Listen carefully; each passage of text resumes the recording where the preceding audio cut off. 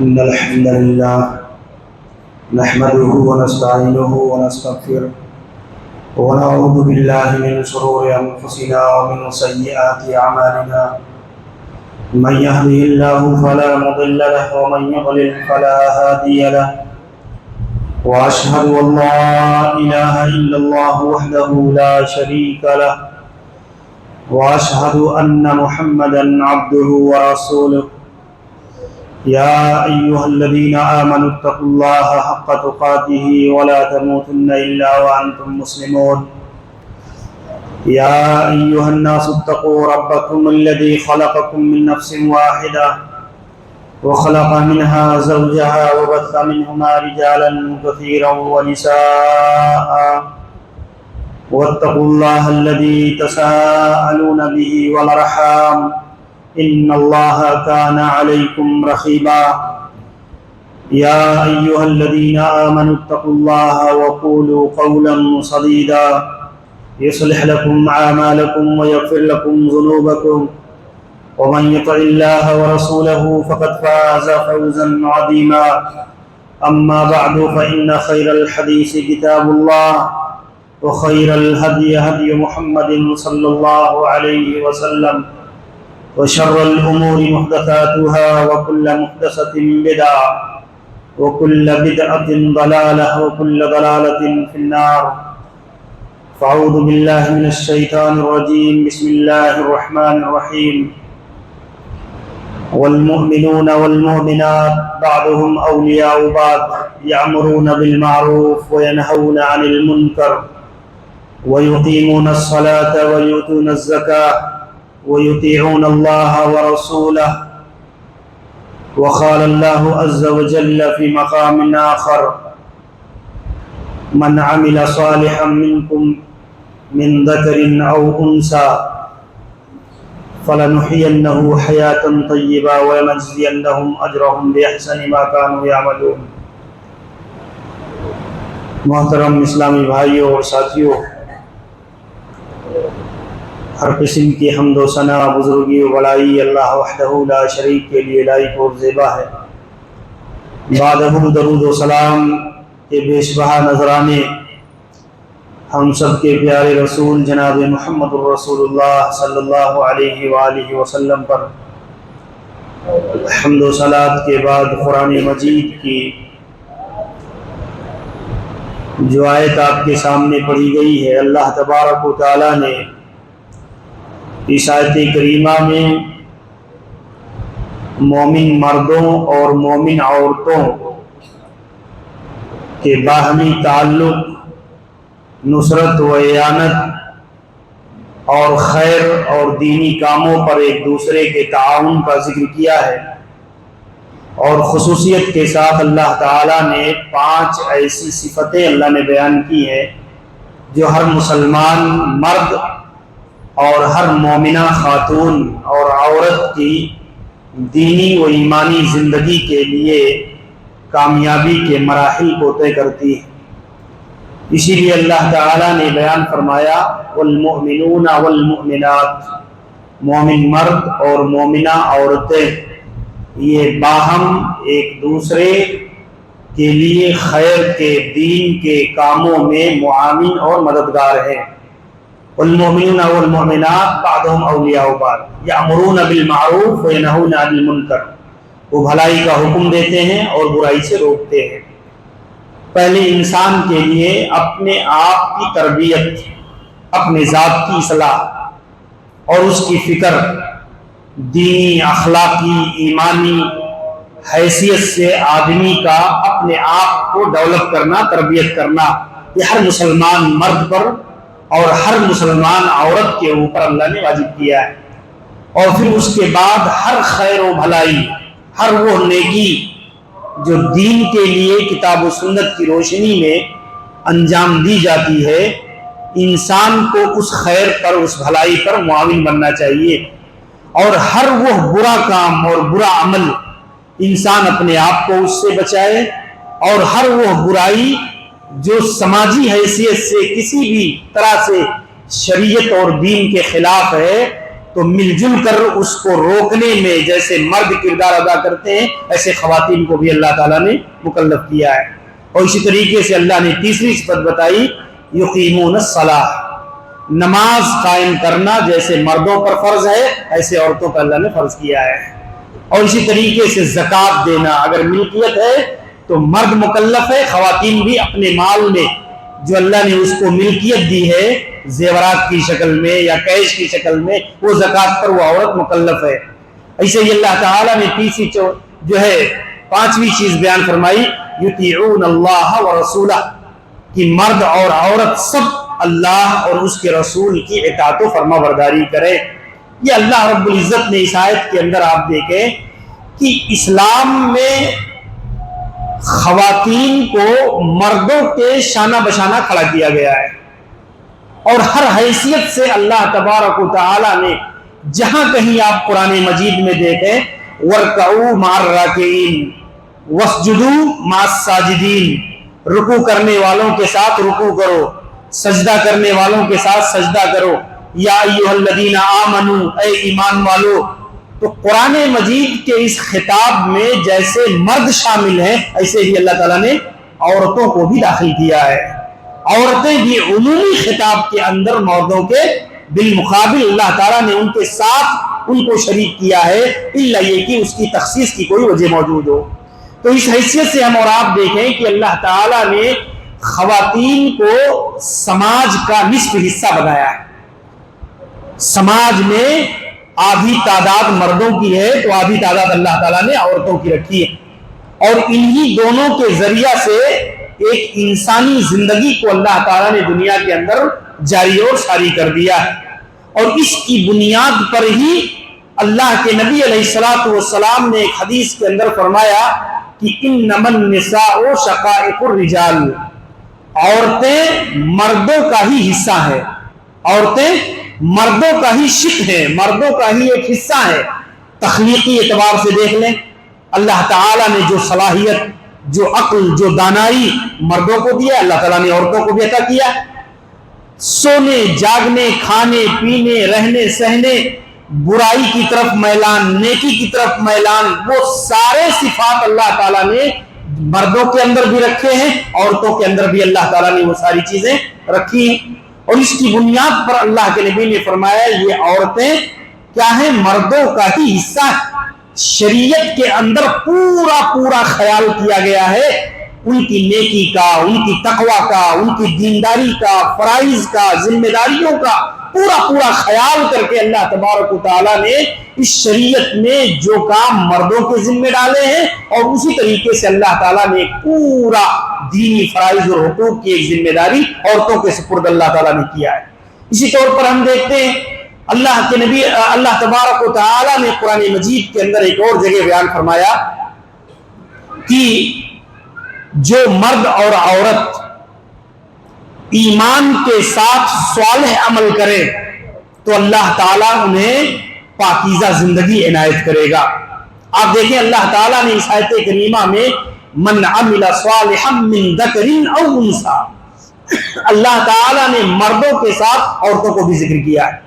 جیسے ایک مرد کو نیکی اور تقوی اور اللہ تعالیٰ کے دین کے معاملے میں جنت کے حصول کے لیے، نیکیوں کو جمع کرنے کے لیے، جہنم سے اپنے آپ کو بچانے کے لیے ایک پورا میدان ہے، ایسے ہی اللہ تعالیٰ نے عورتوں کو بھی پورا حق دیا ہے کہ وہ اپنے آپ کو جہنم سے بچائیں، اپنے آپ کو خوبر بنائیں نیکیوں کا، فضائل کا۔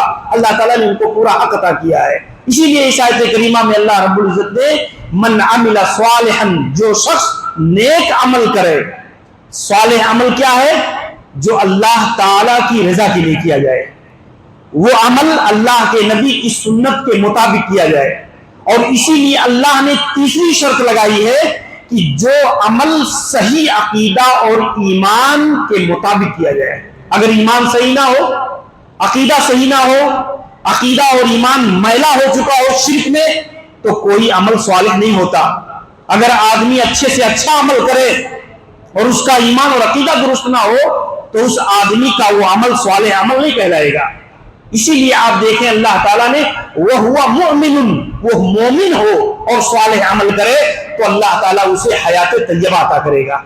حیات طیبہ دنیا کی زندگی میں تو انسان کے ساتھ بڑے مسائل ہیں، بیماری ہے، تنگی ہے، معاشی کمزوری ہے، انسان کے ساتھ مختلف قسم کی آزمائش ہے، لیکن اس کے باوجود جس آدمی کو اللہ تعالیٰ اپنی رضا کے کاموں کی توفیق دے دے، روزی پر قناعت کی توفیق دے دے، عمل صالح اور حلال روزی کمانے کی توفیق دے دے، تو یہ اللہ تبارک و تعالیٰ کی طرف سے حیات طیبہ یعنی پاکیزہ زندگی ہے۔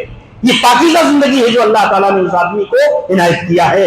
اور یہی چیز اللہ تعالیٰ نے بیان فرمایا کہ ایک مسلمان مرد اور ایک مسلمان عورت جب اللہ کی اطاعت و فرما برداری میں زندگی بسر کرتے ہیں تو اللہ تعالیٰ انہیں حیات طیبہ یعنی پاکیزہ زندگی عنایت کرتا ہے، دنیا میں بھی اور آخرت میں بھی اللہ رب العالمین انہیں پاکیزہ زندگی عنایت کرے گا۔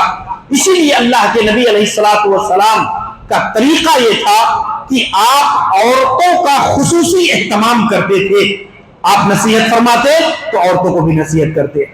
آپ دیکھیں عیدین کے خطبے میں اللہ کے نبی صلی اللہ علیہ وسلم مردوں کے پاس کھڑے ہو کر کے نصیحت فرماتے تو آپ صلی اللہ علیہ وسلم پھر اس کے بعد عورتوں کے پاس جا کر کے عورتوں کو اللہ کے نبی صلی اللہ علیہ وسلم وصیت کرتے تقویٰ کی، اللہ سے ڈرنے کی، اللہ سے خوف کھانے کی، حلال چیزوں پر اتفاق کرنے کی۔ اللہ کے نبی صلی اللہ علیہ وسلم کا یہ طریقہ ہو۔ اب دیکھیں میرے بھائیوں، اسلام میں ایک پورا نظام ہے اور اسی بنیاد پر آپ دیکھیں گے کہ حضرت ام سلمہ رضی اللہ عنہا نے ایک موقع پر اللہ کے نبی سے کہہ دیا کہ اللہ کے نبی ما بالنا نذکر، اللہ تبارک و تعالی ہمارا ذکر قرآن مجید میں اس طرح نہیں کرتا جس طرح مردوں کا کرتا ہے، یعنی اللہ تعالیٰ جگہ جگہ مردوں کا ذکر کرتا ہے، ان کے خدمات کا، ان کے کردار کا، ان کی نیکیوں کا، ہم عورتوں کا ذکر بہت کم کرتا ہے۔ اب دیکھیں حضرت ام سلمہ رضی اللہ عنہا جو اللہ کے نبی کی بیوی، نبی کریم صلی اللہ علیہ وسلم سے بات کہی انہوں نے تو قرآن مجید کی ایک پوری لمبی آیت نازل ہوئی اس باب میں سورہ احزاب کے اندر، اور اس میں اللہ تعالیٰ نے فرمایا ان المسلمین والمسلمات، ان المؤمنین والمؤمنات والمتصدقین والمتصدقات والقانتین والقانتات والصادقین والصادقات والصائمین والصائمات۔ آپ دیکھیں اللہ نے ایک ایک صفت میں مردوں کے ساتھ عورتوں کو اللہ رب العزت نے شریک فرمایا اور کہا ایمان والے مرد اور ایمان والی عورتیں، مسلمان مرد مسلمان عورتیں، روزہ رکھنے والے مرد روزہ رکھنے والی عورتیں۔ پوری آیت کریمہ سورہ احزاب کی 35 نمبر کی آیت آپ دیکھ لیں، اللہ تعالیٰ نے وہ تمام اوصاف، وہ تمام خوبیاں جو ایک مرد کو ایک کامل انسان بناتی ہے، ایک اللہ والا بناتی ہے، وہی چیزیں اللہ تعالیٰ نے مومنہ خاتون اور مومنہ عورتوں کے ساتھ جوڑ کر اخیر میں فرمایا کہ ان کے لیے اللہ کی مغفرت اور بلند درجات ہے، اجر عظیم ہے۔ یہ عورتوں کی فضیلت ہو۔ آپ قرآن مجید میں غور کریں گے اللہ تعالیٰ نے جہاں اولیاء کرام کا ذکر کیا، انبیاء کرام کا ذکر کیا، نیک اور صالح مردوں کا ذکر کیا، وہی اللہ رب العزت نے صالح خواتین کا بھی ذکر قرآن مجید کے اندر بیان فرمایا۔ مریم بنت عمران کا، مریم بنت عمران، یا اسی طریقے سے اللہ تبارک و تعالیٰ نے آپ دیکھیں حضرت یعنی فرعون کی بیوی آسیہ علیہ السلام کا، قرآن مجید نے ایک اور مقام پر ایسی عورتیں جو بری عورتیں ہیں اللہ تبارک و تعالیٰ نے ذکر فرمایا وَضَرَبَ اللَّهُ مَثَلًا لِلَّذِينَ كَفَرُوا امرأة نوح وامرأة لوط۔ اللہ تبارک و تعالیٰ نے دو کافرہ عورتوں کی مثال بیان کیا، دو کافرہ عورتوں کی مثال کی، دیکھو یا جو ہے مثال بیان کی اللہ تعالیٰ نے نوح علیہ السلام کی بیوی اور حضرت لوط علیہ السلام کی بیوی کا۔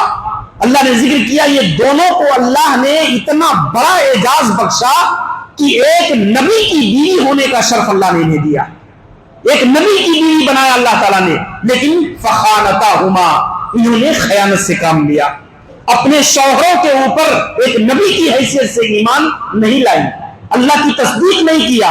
اسی سے پتہ چلتا ہے کہ اللہ تعالیٰ کے یہاں ایک نظام ہے، اگر شوہر بالکل صالح اور نیک ہو تو اس کی نیکی کی بنا پر بیوی کو جنت نہیں ملے گی.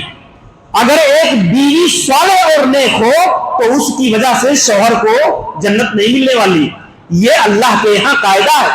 آپ دیکھیں اللہ نے مثال بیان کر دیا کہ نوح علیہ السلام جو برگزیدہ پیغمبر ہے اللہ تعالیٰ کے, ان کی بیوی جو ہے یہ کافرہ اور فاسقہ جو ہے کافرہ ہے, لیکن آپ دیکھیں کہ اللہ تعالیٰ نے اس کی مثال بیان کیا. اور ایسے ہی اللہ تعالیٰ نے دوسری حضرت لوط علیہ السلام جو برگزیدہ نبی ہیں ان کی بیوی کا ذکر اللہ تعالیٰ نے کیا. اور وہیں پر آپ دیکھیں اللہ تعالیٰ نے پھر دوسری دو صالح عورتوں کا ذکر کیا. اللہ تعالیٰ نے وَضَرَبَ اللَّهُ مَثَلًا لِّلَّذِينَ آمَنُوا امْرَأَتَ فِرْعَوْنَ, فرعون کی بیوی آسیہ جن کی ایمانی مضبوطی, استحکام, دین پر ثبات قدمی. فرعون کو جب معلوم ہوا کہ آسیہ یہ کسی اور رب پر ایمان رکھتی ہے تو اس نے کیا کیا, اس نے ایسے ہاتھ پھیلا کر کے اس پر میخیں گڑوا دیا, جو ہے اس نے کیڑے گڑوا دیا اس پر, اور اتنی بدترین سزائیں ان کو دیا. لیکن آپ دیکھیں حضرت آسیہ, یہ مفسرین نے ذکر کیا ہے کہ جب وہ ان کو سزائیں دیتا تو اللہ تعالیٰ جنت کے مناظر ان کے سامنے کر دیتا. اور اسی لیے آگے آیت کے اندر آ رہا ہے رب ابن لی عندک بیتا فی الجنہ, اے اللہ میرے لیے جنت کے اندر ایک گھر بنا, میرے لیے جنت کے اندر ایک گھر بنا دے. اور یہ اپنے ایمان پر اپنے دین پر ثابت قدم رہی. مریم ابنۃ عمران التی احسنت فرجها, اور یاد کرو اس مریم بنت عمران کا کہ جنہوں نے اپنے شرمگاہ اپنی عزت و آبرو کی حفاظت کی, اور اللہ تعالیٰ نے انہیں ایسے حالات میں بغیر شوہر کے اللہ تعالیٰ نے ان کو حمل سے جو ہے یعنی حضرت عیسیٰ علیہ السلام بغیر باپ کے پیدا ہوئے اور اللہ تعالیٰ نے انہیں اس دور سے گزارا. تو قرآن مجید نے اس طرح سے ذکر کر کے خواتین کے مقام, ان کے مرتبے, ان کی حیثیت کو بیان کیا ہے. لیکن یاد رکھیں ہم شوہروں کا, بھائیوں کا ایک باپ ہونے کی حیثیت سے ہمارا ایک کردار اور ایک ذمہ داری ہے ان کی تربیت میں, ان کی تعلیم میں. اسی لیے اللہ کے نبی صلی اللہ علیہ وسلم کے پاس ایک خاتون آئی, انہوں نے کہا اللہ کے نبی آپ مردوں کو نصیحت کرتے ہیں, مرد آپ سے حدیثیں سیکھتے ہیں, تعلیم سیکھتے ہیں, صفہ کے اندر مسجد نبوی کے اندر بیٹھ کر کے آپ سے دین کا علم سیکھتے ہیں, اور ہمارے لیے کوئی ذریعہ نہیں ہے, ہم کہاں سے دین سیکھیں, ہم کیسے دین کو حاصل کریں. تو اللہ کے نبی علیہ الصلوۃ والسلام سے انہوں نے گزارش کیا کہ اللہ کے نبی ایک دن ہفتے میں آپ ہمارے لیے بھی خاص کیجئے. آپ دیکھیے اللہ کے نبی نے اس عورت کے مطالبے کو ٹھکرایا نہیں, بلکہ رسول اکرم صلی اللہ علیہ وسلم نے کہا دیکھو فی بیت کذا و کذا اور فی یوم کذا و کذا, تم کسی بڑے گھر میں, مدینہ کا جو کسی کا حال, کسی کا گھر جو ہے بڑا ہو تو وہاں خاص کر لو اور دن خاص کر لو, میں تمہارے لیے وہاں آؤں گا, تمہیں درس دوں گا. اللہ کے نبی جاتے وہاں قرآن کی تعلیم دیتے, آپ پڑھاتے, آپ سکھاتے. اللہ کے نبی صلی اللہ علیہ وسلم نے اپنے وقت کو ان کے لیے فارغ کیا, خاص کیا. اور یہی طریقہ ہے میرے بھائیوں کہ خواتین کے تعلیم و تربیت کا نظم یہ کرنا ہم مردوں کے اوپر لازمی چیز ہے. اگر خواتین کو مسجدوں سے نہ جوڑا جائے, خواتین کو دینی مجلسوں سے نہ جوڑا جائے, آج ایک مسلمان عورت اور ایک مسلمان بہن اور بیٹی کا دینی تناسب کیا ہے, دینی معلومات کتنی ہے. آج ارتداد کے فتنے, بد اخلاقی کے فتنے, دین سے روگردانی کے فتنے آپ دیکھیں گے مردوں کے بالمقابل عورتوں میں اس کا تناسب بڑھ رہا ہے. کیوں؟ اس لیے کہ ایک عورت, آپ ایک مرد ہے جمعہ کے خطبے سے فائدہ اٹھا لیتا ہے, ایک مرد ہے اجلاس اور پروگرام سے فائدہ اٹھا لیتا ہے, درس و دروس سے فائدہ اٹھا لیتا ہے. لیکن خواتین کے لیے فائدہ اٹھانے کی بہت محدود جگہیں ہوتی ہیں. دینی اور شرعی اعتبار سے ان کی تربیت کے لیے ہمارے پاس کوئی نظم نہیں ہے, اور اس کی بنیاد پر جہالت کا تناسب ان میں مردوں کے بنسبت زیادہ بڑھتا چلا جا رہا ہے. اور اسی بنیاد پر ایک بات مردوں کے کندھوں پر ایک لازمی سی چیز ہے کہ وہ اپنی خواتین, اپنی بہن, اپنی بیٹیوں سے متعلق یہ بردباری کا, فکر مندی کا ثبوت دے کہ ان کی تربیت اس انداز میں کریں کہ دینی حیثیت سے. اگر آپ دیکھیں گے سلف کے یہاں کہ خواتین علم کے میدان میں, علم و ترقی کے میدان میں اگر آپ دیکھیں گے تو مردوں کے شانہ بشانہ کھڑی ہیں، حدیث کی پڑھنے اور پڑھانے میں، قرآن کی تفسیر میں، فقاہت میں، مسائل کے استنباط میں، دین کی خدمت میں۔ کوئی عورت اگر آپ دیکھیں گے سلف کے زمانے میں، ایک عورت مرد سے پیچھے نظر نہیں آتی ہے۔ اسی لیے آپ دیکھیں امام سعید بن المسیب کبار تابعی ہیں، حضرت ابو ہریرہ رضی اللہ عنہ کے داماد ہیں۔ آپ دیکھیں ان کی بیٹی اتنی بڑی فقیہہ اور محدثہ ہے کہ جب حضرت امام مسیب رحمہ اللہ نے اپنی بیٹی کا نکاح اپنے ایک شاگرد سے کر دیا، اپنے ایک شاگرد سے جو ان کے درس میں پڑھا کرتے تھے۔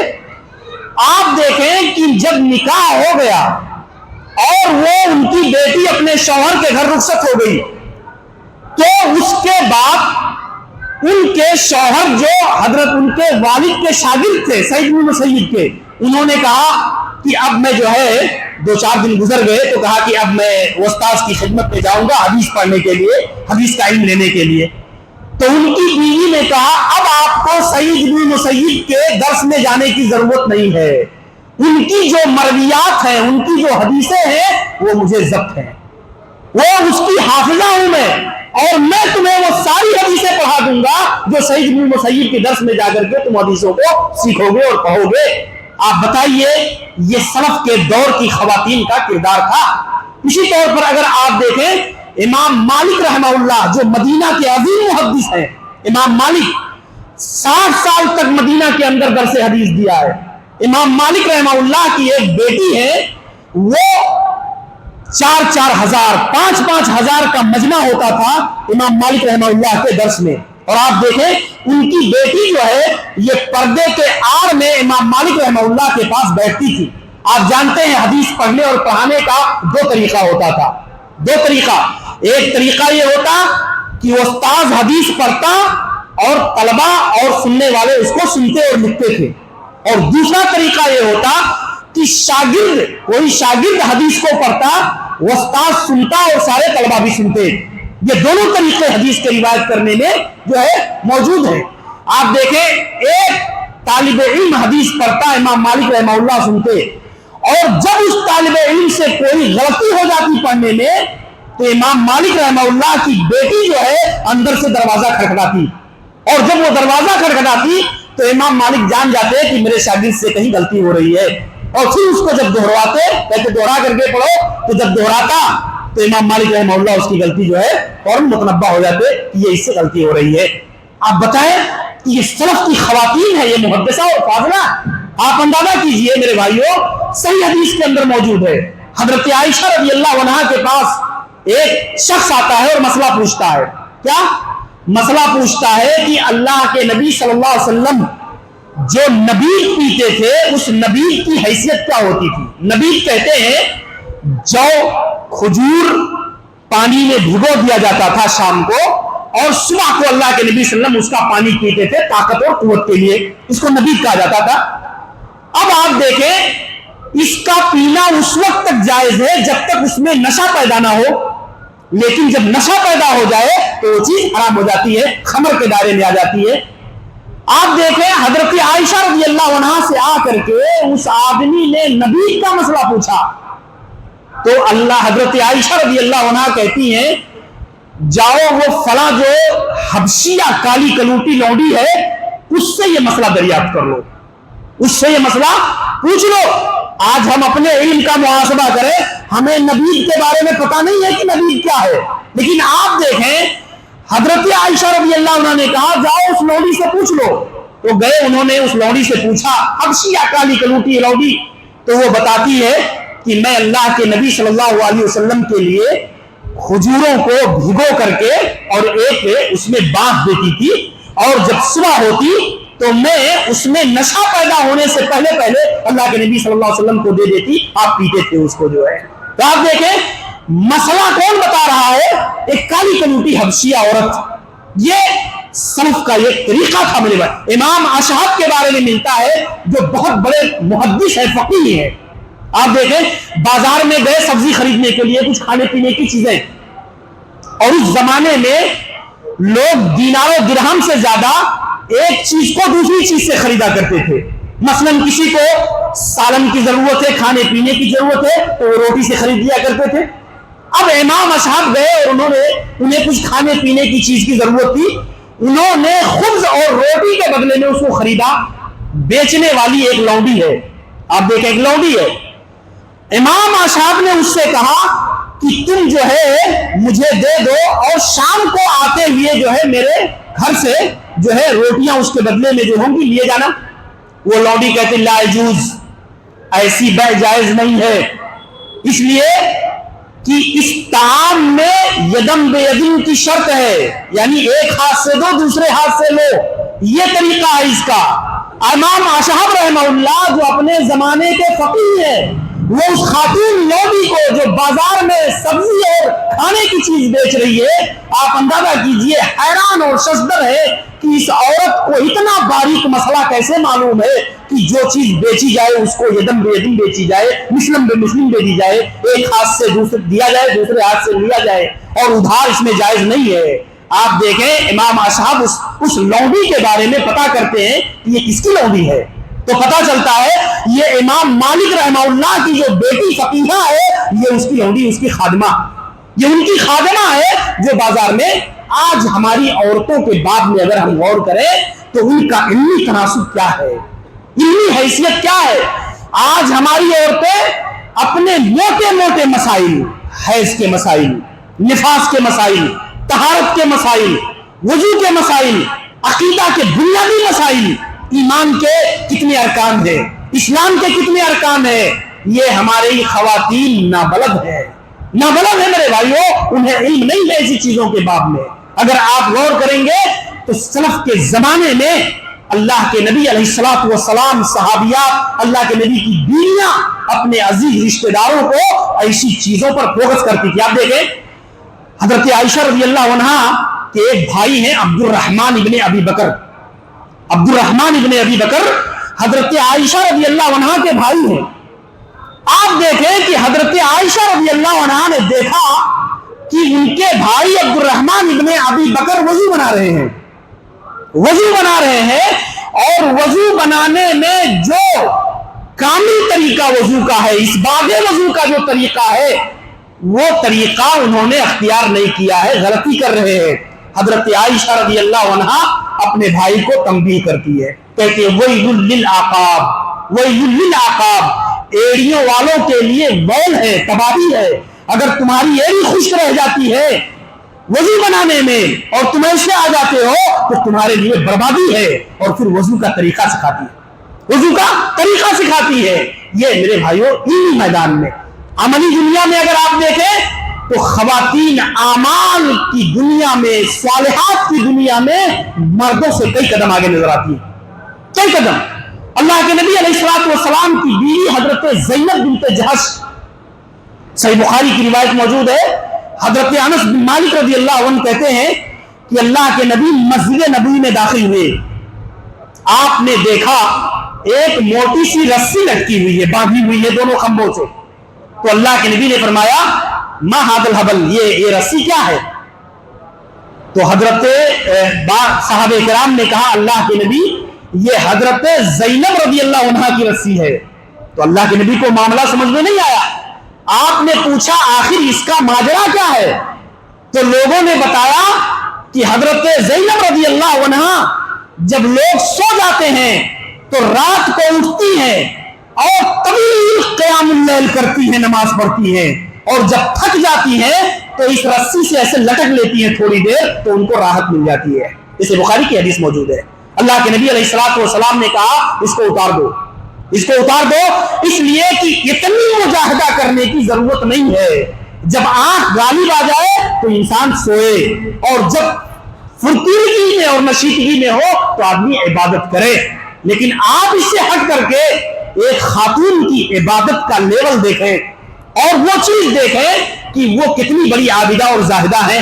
ایسے ہی صحیح مسلم کی دوسری روایت موجود ہے، اللہ کے نبی علیہ الصلوۃ والسلام کی ایک بیوی حضرت جویریہ بنت الحارث، حضرت جویریہ بنت الحارث، آپ صبح کے اذکار میں اس دعا کو یاد ہوگا بہت سارے لوگوں کو، سبحان اللہ و بحمدہ عدد خلقہ ورضا نفسہ وزنۃ عرشہ ومداد کلماتہ. آپ دیکھیں یہ بڑی اہم ترین دعا ہے اور صبح کے اذکار میں سے ہے. یہ حضرت جویریہ بنت الحارث حدیث کی راویہ ہے. وہ بیان کرتی ہے میں فجر کی نماز جب پڑھ لیتی تھی تو اپنے مصلی پر اپنی جگہ پر بیٹھی رہتی تھی اور چاش کا وقت ہو جاتا میں ذکر میں اذکار میں لگی رہتی. اللہ کے نبی علیہ السلام کی باری ایک دن میرے یہاں تھی تو اللہ کے نبی فجر کی نماز پڑھ کے نکلے کہیں گئے, پھر ناشتے کے وقت جب آپ واپس آئے تو اللہ کے نبی نے دیکھا کہ جویریہ کو جس حالت میں چھوڑا تھا اسی حالت میں ابھی تک مصلی پر بیٹھی ہوئی ہے. تو اللہ کے نبی نے کہا کہ جویریہ میں تمہیں کچھ کلمے سکھاتا ہوں, اگر تم اس کو پڑھ لیا کرو تو اتنی مشقت کرنے کی ضرورت نہیں پڑے گی, یہ کلمے اس کے لیے کافی ہو جائیں گے. اور یہ اللہ کے نبی نے یہ دعا سکھلائی تھی, یہ ذکر سکھلائی تھی جو ابھی میں نے آپ کے سامنے پڑھی. تو میرے بھائیوں ہمیں اور آپ کو غور کرنے کی ہے کہ علمی سطح پر عقیدہ کے باب میں آپ دیکھ لیں, عقیدہ کے معاملے میں خواتین کا لیول بہت اونچا ہے, بہت اونچا ہے سبب کی خواتین کا. آپ دیکھیں آج اگر کسی گھر میں کوئی حادثہ پیش آ جائے عورتیں سب سے پہلے جزا فضا رونا چلانا اور جو ہے معاملہ شروع ہو جاتا ہے. لیکن سبب کی خواتین کو آپ دیکھیں, بیٹے کا انتقال ہو گیا, بیٹے کا انتقال ہو گیا اور شوہر گھر میں موجود نہیں ہے. آپ دیکھیں باہر ہے, شوہر آتا ہے تو بیوی فوراً اس کو جو ہے اطلاع نہیں دیتی کہ بیٹے کا انتقال ہوا ہے, نہیں, اس لیے کہ ابھی وہ غم لاحق ہوگی, بہت زیادہ تکلیف ہوگی, تو شوہر کو کھلاتی ہے پلاتی ہے, سوتے ہیں آرام, اور اس کے بعد کہتی ہے اگر کسی آدمی نے تمہیں کوئی امانت دی ہو اور وہ امانت اگر واپس لے لے تو تمہیں تکلیف ہونا چاہیے. تو کہتے نہیں, تو کہتے اللہ تعالیٰ نے جو امانت مجھے دیا تھا ہمیں وہ امانت اللہ تعالیٰ نے واپس لے لی ہے. یہ معیار تھا توکل کا, اللہ پر یقین کا. حضرت خدیجہ الکبریٰ ابھی آپ دیکھیں ایمان کی تربیت نہیں ہوئی تھی کہ وہ جبکہ اسلام پہلی وہی نازل ہو رہی تھی, ابھی اللہ کے نبی بنائے جا رہے تھے. آپ دیکھیں حضرت خدیجہ کے پاس دل سہنے گارے جو ہے گارے ہرا سے آئے تو کہتے ہیں اللہ کے نبی زملونی مجھے چادر اڑا دو, مجھے چادر اڑا دو, چاہے میں انی خفت علی نفسی, میں اپنے نفس پر اپنی جان پر خوف کھا رہا ہوں کہ شاید میں ہلاک کر دیا جاؤں.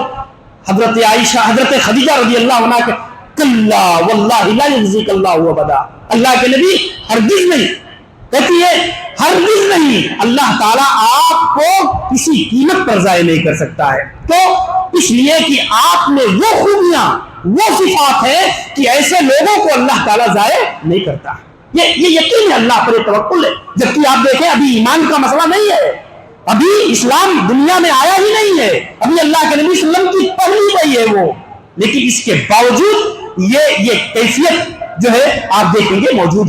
تو اس حیثیت سے میرے بھائیوں اگر ہم دیکھیں علمی حیثیت سے, عملی حیثیت سے, دینی اور دعوتی حیثیت سے, گھروں کی تربیت میں, بچوں کی تربیت میں, شوہروں کی تربیت میں, اگر آپ پورا ایک باب ہے میرے بھائیوں کہ ایک ماں کی حیثیت سے ایک ماں کا کردار. حضرت حذیفہ بن یمان صحابی رسول ہے, ان کی ماں کہتی ہے بیٹے اللہ کے نبی کے درس میں جا کے بیٹھا کرو, اللہ کے نبی کے پاس جا کے بیٹھا کرو, یہاں وہاں وقت ضائع نہ کرو. حضرت حذیفہ کہتے ہیں کہ میری ماں نے مجھے ڈانٹا تو میں اللہ کے نبی کے پاس گیا اور آپ کے پاس لگا رہا مسجد سے نکلتے ہوئے, تو اللہ کے نبی نے پوچھا بھائی کیا ماجرا ہے؟ تو کہتے اللہ کے نبی آپ میرے لیے میری ماں کے لیے دعا کر دیں, آپ میرے لیے اور میری ماں کے لیے دعا کر دیں. تو کہتے اللہ کے نبی علیہ السلام نے میرے اور میری ماں کے حق میں دعا کیا. یہ بچوں کے اندر مائیں شوق پیدا کرتی تھی. آپ دیکھیں حضرت انس بن مالک یہ 7-8 سال کے بچے ہیں اور حضرت ام سلیم اپنے بچے کو کہتی ہیں یا بنیا قل لا الہ الا اللہ, بیٹے لا الہ الا اللہ کہو, اور حضرت انس توتلی زبان میں لا الہ الا اللہ کہتے ہیں. یہ ماؤں کا کردار ہے اور یہ اسی وقت پیدا ہوگی جب ان کو تعلیم کا تربیت کا یہ لیول ملے گا اور اس حیثیت پر ان کی تربیت ہوگی. تو اسی لیے میرے بھائیوں اگر آپ دیکھیں ایک بہن کی حیثیت سے, ایک بیوی کی حیثیت سے خواتین میں کتنا عظیم الشان کردار. حضرت اکرمہ بن ابی جہل بہت بڑے سپہ سالار ہیں اسلام کے اندر, لیکن آپ دیکھیں اسلام کی جو توفیق میسر ہوئی وہ اپنی بیوی کے کردار کی بنیاد پر، اپنی بیوی کی وجہ سے۔ فتح مکہ کے موقع پر اللہ کے نبی نے عام حکم جاری کیا تھا کہ اکرمہ بن ابی جہل جہاں ملے اسے قتل کر دیا جائے، اور اکرمہ اس کی بنیاد پر بھاگ کر کے یمن کی طرف چلے گئے۔ لیکن آپ دیکھیں ان کی بیوی ام حکیم بنت الحارث المخزومیہ نے اپنے شوہر کے بارے میں اللہ کے نبی سے امان نامہ لیا، کہا اللہ کے نبی آپ میرے شوہر کو امان دے دیں، میں اس کو واپس لاؤں گی، اور یمن کا سفر کیا، اسے جا کر کے ملاقات کی ان سے اور سمجھایا، کہا اللہ کے نبی بہت کریم ہے، بہت مہربان ہے، بہت ہی زیادہ معاف کرنے والے ہیں، بس تم میرے ساتھ اللہ کے نبی کے پاس چلو اور جو ہے تمہارا کچھ نہیں ہوگا۔ آپ دیکھیں اپنے شوہر کو لے کر اللہ کے نبی کے پاس آئی اور اکرمہ آئے، اللہ کے نبی نے معاف کیا اور انہوں نے اسلام قبول کر لیا، اسلام قبول کر لیا۔ ایسے کتنے کردار ہیں۔ عدی بن حاتم ان کی بہن صفانہ بنت حاتم ہے، صفانہ بنت حاتم جو ہے یہ انہی کی بدولت عدی بن حاتم کو اسلام کی دولت میسر ہوتی ہے، اور پورا کا پورا واقعہ آپ دیکھیں گے تاریخ کے اندر منقول ہے میرے بھائیو۔ تو بتانا مقصود یہ ہے کہ خواتین کا بہت عظیم شان کردار ہے، ان کے تئیں ہمارے کندھوں پر بہت بڑی ذمہ داری ہے کہ ہم مسجدوں کا دروازہ آج سماج کے اندر ان کے لیے بند کر دیا گیا۔ آج عورت درگاہوں پر، مزاروں پر، میلوں میں، اسکولوں میں جا سکتی ہے، لیکن مسجدوں کے لیے آنا اس کے لیے دروازہ بند ہے۔ آج الحمدللہ یہاں پر خواتین کے لیے بھی جو ہے نماز کا انتظام کیا گیا، خواتین کے لیے بھی خطبے کا انتظام کیا گیا ہے اس مسجد کے اندر۔ یہ بڑی خوشی کی چیز ہے کہ خواتین بھی ہماری طرح یہ مکلف ہے، اور ان کی تربیت کا ایک بندوبست ہونا چاہیے، جو بندوبست یہاں کے ذمہ داروں نے الحمدللہ کیا۔